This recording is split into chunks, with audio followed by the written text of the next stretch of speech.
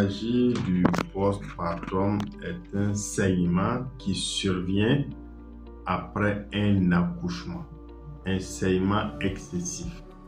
Lorsque la femme, après son accouchement, saigne plus de 500 ml, on va parler d'hémorragie du postpartum.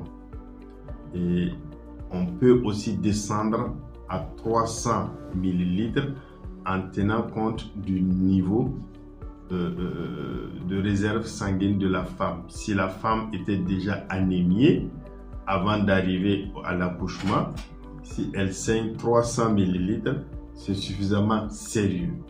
Et donc, les 500 ml, c'est une femme en situation normale. On pense qu'après son accouchement et la sortie du placenta, elle ne doit pas saigner plus de 500 ml.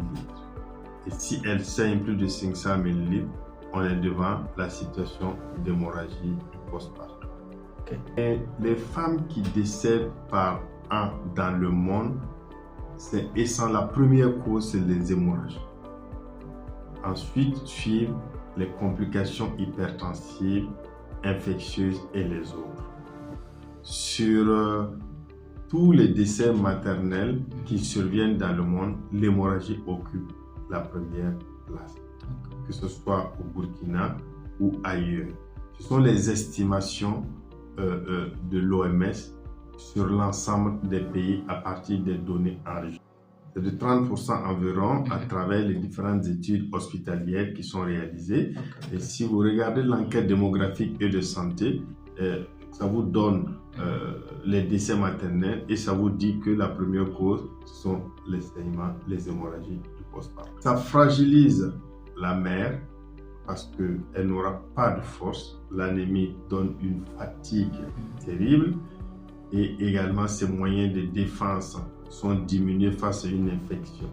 Donc l'anémie a des conséquences assez sérieuses sur la santé de la femme elle-même.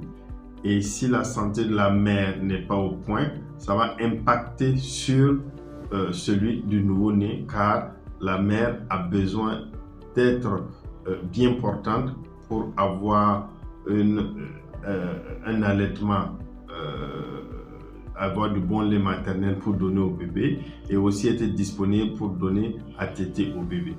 Mais si la mère est malade, souffrante, anémie, a besoin d'une transfusion sanguine, vous comprendrez que la maman, n'étant pas bien portante, ne peut pas bien s'occuper de son nouveau-né. Et donc, si la mère est malade, ça impacte négativement sur la santé du nouveau-né. De nombreuses causes expliquent cette hémorragie du postpartum. Il peut s'agir d'une hémorragie exagérée de la zone d'insertion du placenta. Quand le placenta sort, là où c'était collé, ça se met à saigner de façon anarchique. Il peut s'agir d'une déchirure des voies génitales au cours de l'accouchement. Et quand le col se déchire, ça saigne grave. Quand le vagin se déchire, ça saigne grave. Au cours du passage de l'enfant, il arrive qu'il y ait des déchirures.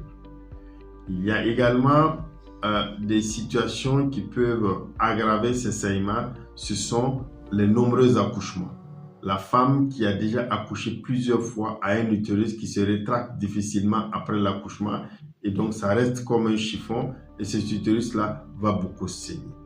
Les femmes également qui ont des grossesses multiples, des grossesses gémellaires, sont plus également à risque parce que l'utérus était surdistendu. Les femmes qui viennent accoucher avec un utérus qui porte des fibromes, ce sont des femmes également qui sont à risque de saigner beaucoup plus, de façon plus sérieuse que les femmes qui n'ont pas de fibromes. Les femmes qui ont également des gros bébés, une femme qui porte un bébé de plus de 4 kg, et bien après l'accouchement, l'utérus peut se mettre à saigner ou la voie génitale peut être endommagée au cours du passage de cet enfant.